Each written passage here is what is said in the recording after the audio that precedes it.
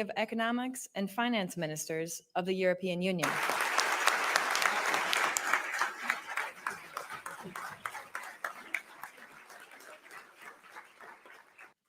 I think it's also appropriate to wish ourselves a happy new year, given what I would like to talk to you about, which has to do with the global economy and what we should expect for 2014. Now I'm going to test you numerology skills.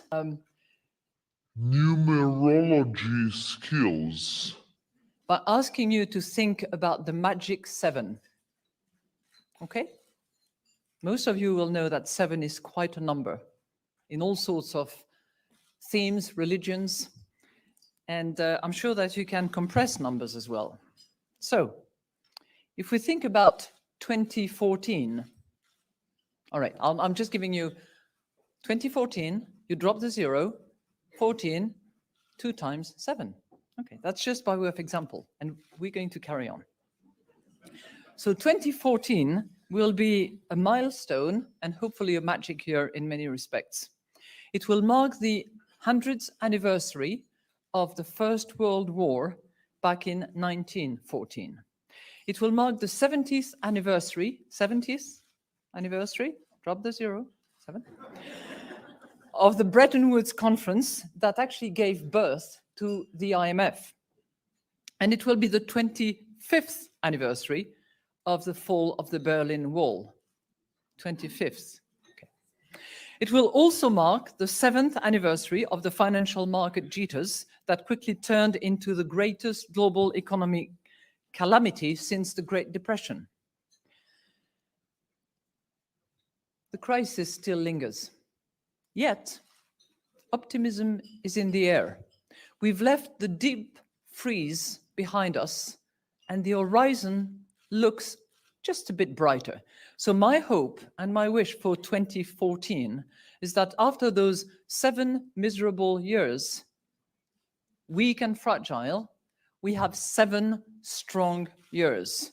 Now, I don't know whether the G7 will have anything to do with it, or whether it will be the G20. I certainly hope that the IMF will have something to do with it going forward. So is 2019 going to be the year?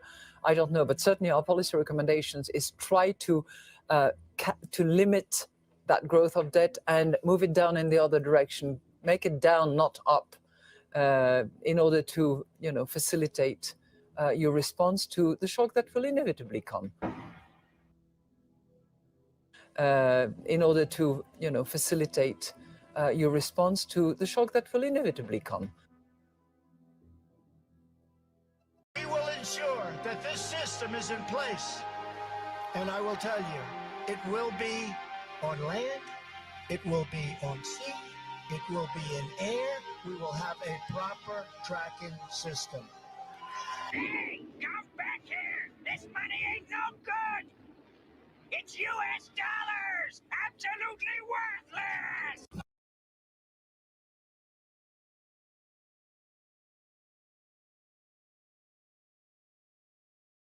US dollars! Absolutely worthless!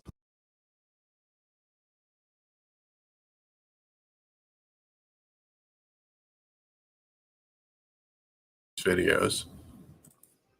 On October 9th, 2020, the Bank of Canada, the ECB, the Bank of Japan, the Riksbank, the Swiss National Bank, the Bank of England, and the Board of Governors at the Federal Reserve and the Bank for International Settlements published a report for CBDC key requirements. In particular, if a major country would launch a CBDC. And that's mentioned in the report, and that's another area for international cooperation.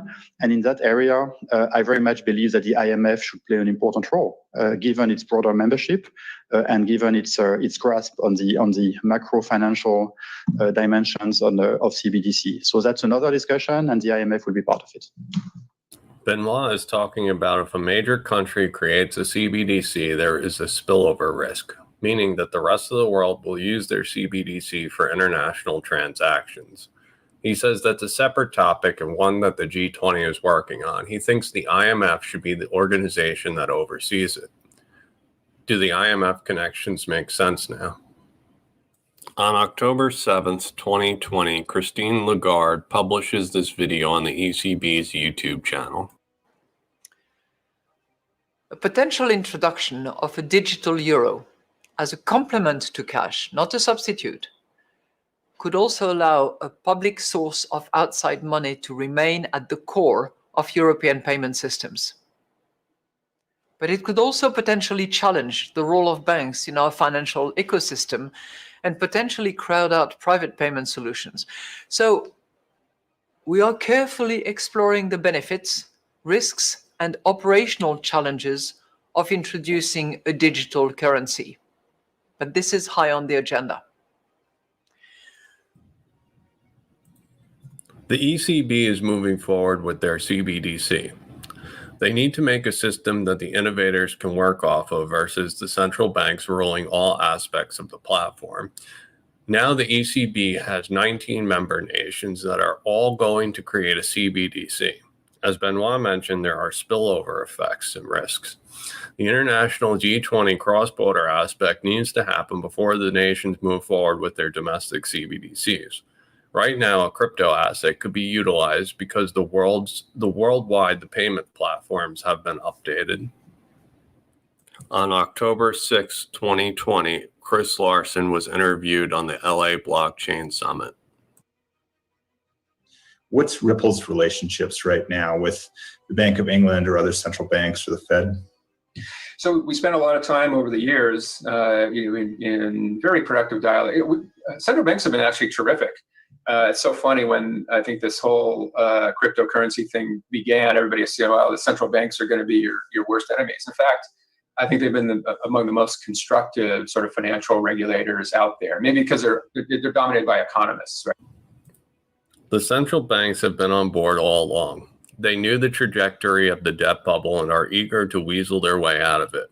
We are waiting for the politicians to max out their credit cards before they start the reset.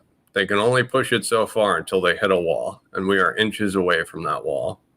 We need to promote and embed a financial architecture that is fit for the challenges of tomorrow and that helps accelerate the transition towards a more digital and more green euro area economy.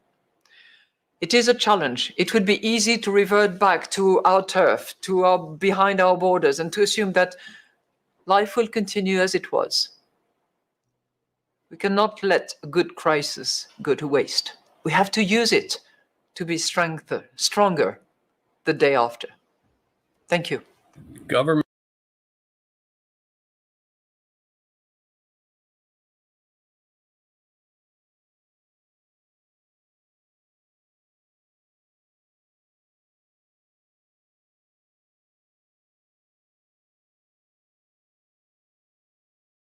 time of universal subscribe before it's the way we work, the way we buy and trade, but also the way we pay. Digital payments has really increased significantly. And in those countries of Europe, one that you know well, Germany, for instance, or Italy, where cash was king and people walked around with banknotes. Project Sputnik recently showed up in the headlines that 100 banks have joined the R3 consortia. This consortia is built for the banks to automate reconciliation. This is a major update for the Italian banking sector. NTT Data is a Ripple partner pushing for interledger protocol, and R3 can buy billions of XRP for a fraction of a penny. And if any R3 consortia decides to use Corda Settler, they have the option of using XRP. There is a significant change underway with much more confidence in digital payment. And as you know, the ECB is very seriously looking at a digital euro. Nations will develop their own updated blockchain-based systems. These updated consortia and networks have the ability to send value with digital assets. CBDCs might be years away. Conveniently, the private sector is all set up to make this happen without the digital euro. If the digital euro comes out tomorrow, Interledger will be involved. The pipes have been laid and digital assets and CBDCs can flow through them. So those are the domestic changes that we see that will entail structural changes in the way consumers behave, in the way they work, in the way they pay, in the way they shop. Domestically, everything gets updated. What about the ECB when they need to send value to another nation? Japan isn't going to accept digital euros. Why? Because the central banks have poisoned their own fiat, inflated it to the max. This is where a trustless bridge asset comes into play. This is Project Stella. ECB and Bank of Japan are working on a CBD system, and they specifically mention interledger protocol. Second thing, supply chains. That's an interesting phenomenon because there was great assumption that supply chains would all be shortened, that we would see a lot of reshoring or onshoring as opposed to offshoring. Well, based on studies and surveys that have been conducted recently, the results are the following. 60% of multinational companies say that they have responded to COVID by adopting more digital technologies. There are R3 consortia that make trade efficient, adhering to the rules in real time without waiting. This breathes life into trade because it can happen in real time. Mail versus email. Emails are more frequently used because they happen in real time. I send out hundreds of emails a year, but only few letters. Prior to emails, I only sent a few letters. This is what will happen with trade. Remember, all of these consortia that are Corda-based can easily plug in Corda Settler. And XRP is one of the assets that they can choose for trade. Swift GPI is slow because it uses Nostro and Vostro. See email versus mail analogy.